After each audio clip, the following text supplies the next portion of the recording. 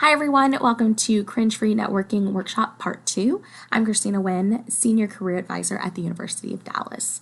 In our last presentation, we talked a lot about the just networking basics as well as in-person networking. And today's presentation, we're going to be covering how to network virtually via email and LinkedIn, as well as networking strategy, tips, and examples.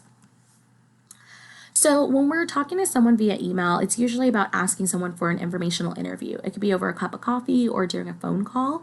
And then with LinkedIn is that you just want to make sure you polish up your digital footprint because this is the platform you're going to be reaching out to with alumni, cold contacts, and things like that.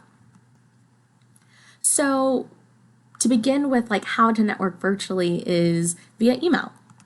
How to email a recruiter. First of all, you just want to remind them where and when that you met them, say the purpose of your email, give them a call to action, and then thank them for their time. Over here in our example on the right, it says, "Hello, Miss Blatt," and I want to go over salutations a little bit. You just want to make sure that you always say hi or hello, not hey. And then when you're addressing someone, if they are a male, you call them Mr. MR.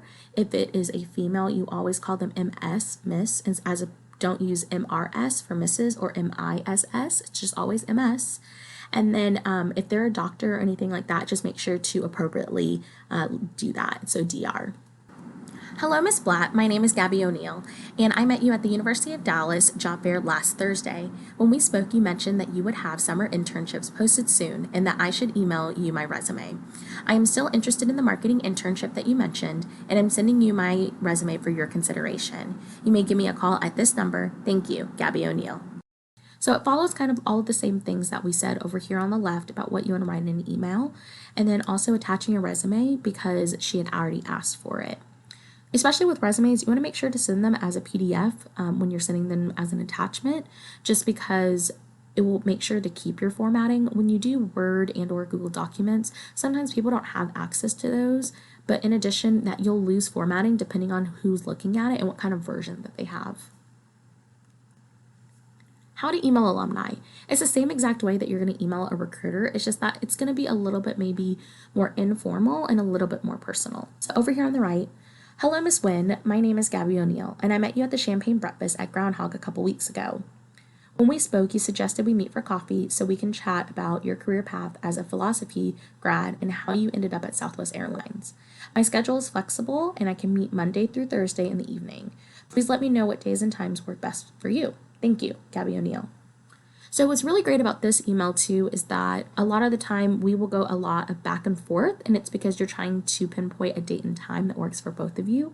So the fact that Gabby kind of gave her availability already in the initial email will help you make sure that that email exchange will go a lot quicker, but in addition, you'll be able to confirm a date sooner. Next, I want to talk about networking virtually through LinkedIn. LinkedIn's super important. It's the #1 professional networking website online, and really you want to make sure whatever you put on your profile is what you want others to see. LinkedIn is one of the first searches that will come up when you are Googling or searching for people by name, and people will be doing that to you as well on the other hand. So that's how you can make sure to keep it up. But how exactly can you network via LinkedIn? First of all, it's completing your profile. This is your digital footprint that you're putting out to the world on the internet about who you are, what you're interested in, and what your goals are. So having a completed profile with a headshot is very important. For a professional headshot, please avoid using things like a selfie in your car, a selfie, or cropping out pictures with, you're with other people. You obviously cropped out people surrounding you, so it's just you. Those are things that I would avoid and instead try to do a headshot that you're professionally dressed in outside if you can, if there's, good sunlight, as well as having a blurred background. That usually helps as well. In addition, you want to especially make sure that your headlines state your career goals. And by that, I mean a lot of time you'll see headlines that say a philosophy major at the University of Dallas. What you could say is philosophy major at UD and then put seeking summer 2020 marketing internship. So those types of things will have you come up in searches, and people know too, once you've connected with a lot of people on LinkedIn, they'll know that you're seeking and they may have a recommendation for you. Second is to use LinkedIn to search for people. So just like any other social media platform, you can search for people by name. You can search for them by industry, job title, location, as well as school. So you can look up people who went to UD as well as your high school as well. And those are really good connections to start from because you have like and common interests and experiences. The third way to network with people on LinkedIn is by messaging them. Don't be shy about reaching out to them via LinkedIn Messenger because it's just another way and another platform for you to reach out to as many people as you can about common interests and ways that you can find opportunities.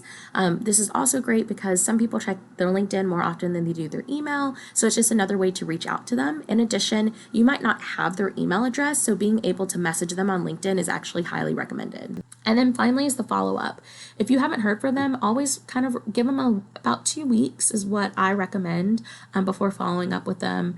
Send them another message or email. Sometimes it's just they might check their email more often, they check their LinkedIn. Sometimes people check their LinkedIn more often than their email. So those can kind of go vice versa. So how to message recruiters on LinkedIn? It's the same thing as via email. It can be a little bit more, you're going to be a little bit more specific because you're actually messaging them your profile as well. So that's why part of the reason you want to make sure you have that completed profile so they can kind of see who you are and what your goals are too before you even start a conversation. So over here on the right, hello Mariana, it was great speaking with you at the video interview workshop you hosted at the University of Dallas last week. I decided to apply for the fall 2020 analytics internship you recommended based on my background in data analytics. I attached my resume for review as you requested. Thank you again for your time. Sincerely, Gabby. So this is the same exact email that you probably could send to someone via email, but if you don't have their email address, you can do it on LinkedIn. How to message alumni on LinkedIn. Again, it's the same thing, but let them know how you found them and why you're reaching out. And then state your purpose, call to action, thank them ahead of time. So over here on the right it says, hello Shannon, I am a junior English major at UD and I see that you graduated from UD with a degree in English. I was hoping that you'd be open to talking briefly over the phone or meeting for a cup of coffee to discuss your professional path after UD. I'm interested in learning more about social media marketing, and any insight you could give me about your career path in marketing for Facebook would be greatly appreciated. Thank you for your time, Gabby O'Neill. So maybe the reason that you would probably message an alumnus on LinkedIn is because you might not have their email. You might not have anybody in common who can give you that contact information, but you can find them on LinkedIn and then reach out to them. So that's always a good way and why I recommend having such a strong and completed LinkedIn profile. So next is follow-up questions. So these can be at different events. They also could be virtually online when you're talking with people. But really at the end of the day, you would just want to make sure that that conversation is continuing and that they feel like they're engaged in that conversation. So at a job fair, you might ask questions about recent trends or news, what projects are current interns or employees working on, and what's a typical day or week look like for an intern.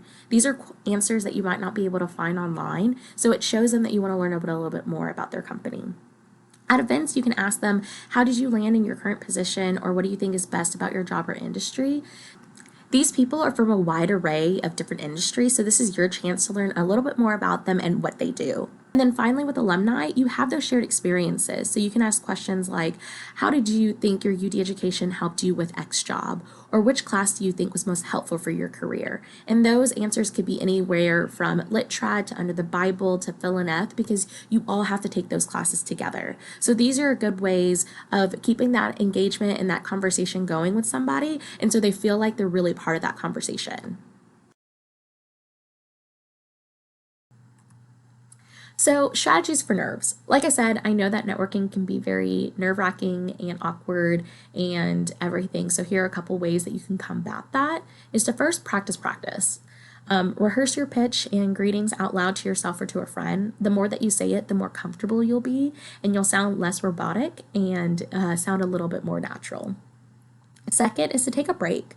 Go to the restroom, drink some water, wash your hands with warm water if you get a little bit sweaty or anything. This will help you kind of recharge before you have to go back into the room. Giving yourself little breaks is definitely recommended, especially if you're very introverted or nervous. They will give you a chance to kind of recharge and refresh your brain and your mind. Third is to dress for a warm room.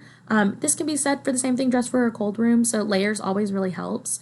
If you're going to an event that you know large amounts of people are going to be at, it really tends to be a little bit toasty. So, for example, our job fair is in a very small room. It is filled with over 30 companies with, more than one representative each. And then you also have all of these students and graduates and alumni who are also attending the event. So you know that it's going to be a very warm and hot room. So just making sure to kind of dress for that where it's appropriate. And then just wearing layers is great because you can always remove a layer if you need to. And then finally is to breathe.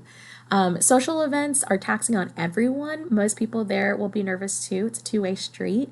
So just make sure to take a breath, keep calm, and just continue on conversations as if you were talking with friends. Thank you so much for joining me for part 2 of our cringe-free networking workshop. If you have any specific questions, here's my contact information. You can reach out to me via email, give me a phone call, or you can make any virtual appointments on Handshake. Thank you so much.